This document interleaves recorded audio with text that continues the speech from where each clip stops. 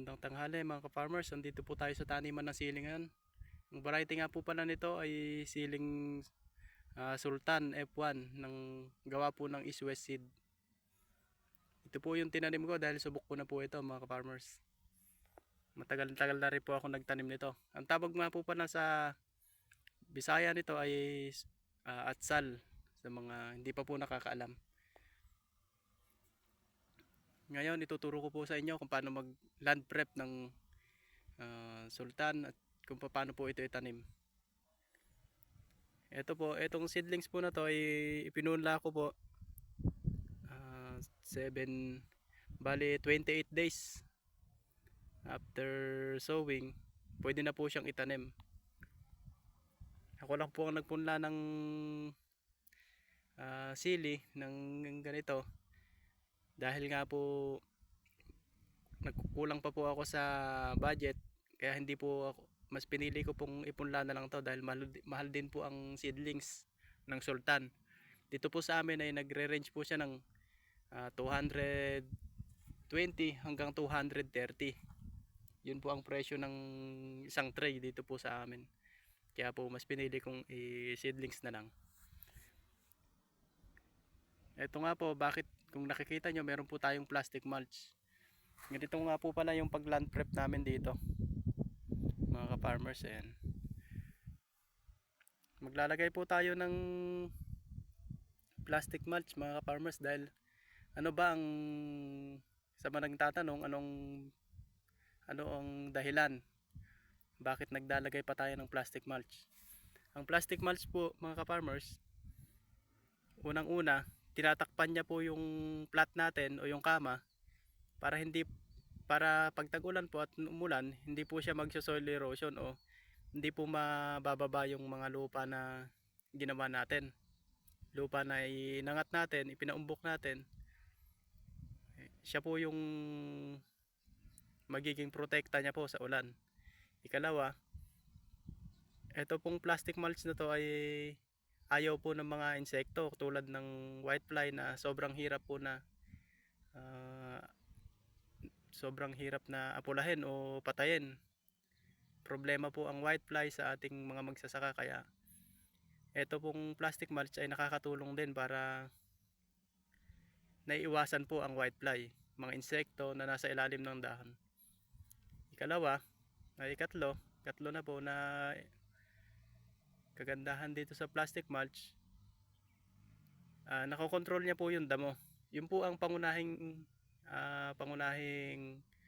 dahilan o role ng plastic mulch, ang pagkontrol sa damo. Lahat naman po yung binabanggit ko ay maganda, pero ang pinaka purpose talaga ng plastic mulch ay para po makontrol ang damo. Para po ang tutubo lang din po lang sa may dayos o yung ganyang sa daanan lang, tapos dito sa may mismong butas niya. Yun lang po ang dadamuhin. Ang gitna po niya na hindi na dadamuhin. Para po pag naglagay tayo ng abono dyan, o nagdilig po tayo ng abono, ito po ay siya lang ang kakain dahil ang ugat niya po niyan ay malapit pa lang. Ayan, ganyan po. At ikaapat na dahilan po ay ang kagandahan po ng naka-plastic mulch, makokontrol niya po ang tubig. Pag umuulan, hindi po siya masyadong mababasa. Tapos, kontrolado lang po. Kung saan po yung butas, doon lang po halos yung mababasa. Yun po ang kagandahan ng plastic mulch.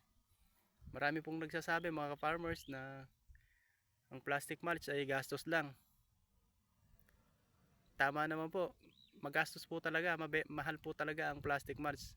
Ang isang rolyo po dito sa amin ay nagre-range po ng 1,600 hanggang 2,000 ang isang rolyo. Ang sukat niya po ay 1.2 meters by 400 meters. Ganun po siya. Yun naman po ang haba niya. Ang lapad niya po ay 1.2 meters. Kaya mas nire-recommenda ko po na magtanim tayo ng merong naka-plastic mulch. Pero depende po sa tanim. Meron pong mga kahit hindi na po lagyan ng plastic mulch, katulad po ng talong. Dahil ang talong po kailangan tabunan ng puno kung hindi po kayo magbabalag para po hindi matumba.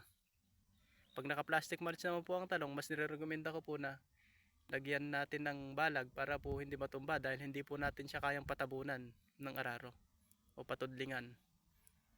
Balik tayo po dito sa tanim kong sili mga ka-farmers.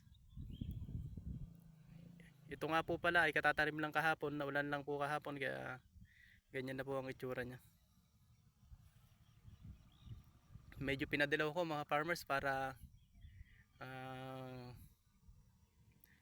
matibay na po siya sa init. Isa pa, hindi po ako masyadong marunong magpunla kaya naman madilaw siya. Natakot po ako na patabaan po ng gusto dahil hindi ko po masyadong kabisado pero tama lang, okay lang naman po siya. Tignan niyo po mga farmers. Ayan. Ang ganda po ng itsura niya mga farmers, malulusog. At pagkaraan ng 4 na araw, patatabaan na po ito natin mga ka-farmers para bumerde saka mabilis po siyang bumulas.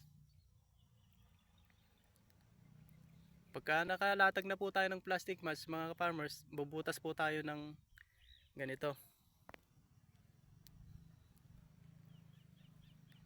Maaari po tayong gumamit ng mga lata na lalagyan ng uling para pangbutas o mano-mano po na ikakat ng kutsilyo para mabutasan po. Gagawa po tayo ng butas dito, kahit anong butas po basta mabutasan ng plastic mulch. Nasa atin na po kung gaano kalaki mga ka-farmers, kung gaano kalaking butas. Pero ang ginamit ko dito mga farmers ay yung lata ng sibuyas, yung mga red pinoy, yung lata po ng red pinoy, yun po yung ginamit ko mga ka-farmers. Mas gusto ko po yung ganon dahil mas gusto ko yung medyo malaki yung butas niya.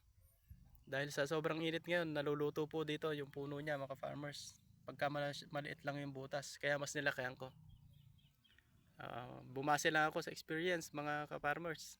Kaya mas nilakayan ko na ngayon. Ito nga po pala, tinudlingan ko lang ng araro na tractor. Nasa inyo na po kung gaano kalapad. Basta po kayang takpan ng 4 meters na 1.4 na 4 feet. 4 feet po ang lapad nitong plastic natin mga ka-farmers.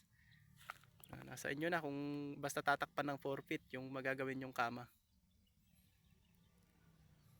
Ito po mga ka-farmers. Ayan, ipapakita ko po sa inyo mga ka-farmers.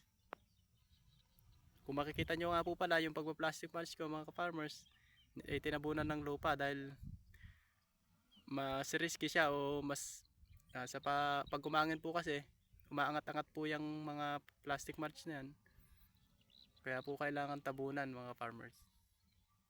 At eto gagawin po natin yung dito po tayo gagawa ng aripit o paligi papunta po dun sa kubo na yon na andun po yung ating patubig. Comment lang kayo mga farmers kung may gusto kayong malaman o kung may katanungan kayo, at paki-subscribe na rin po mga farmers itong channel ko. Maraming salamat po sa mga nag-subscribe ulit at nakakatuwa na gumawa ng ganitong mga videos o vlog para dahil po may nakikita po akong nagsusubscribe at mga nanonood sa mga vlog ko mga farmers. Sana may natutunan kayo mga farmers at sana may nakapagbigay ako ng ideya sa inyo. Comment na lang po sa mga katanungan po ninyo mga farmers. At yun lang po. Maraming salamat po sa inyo mga farmers.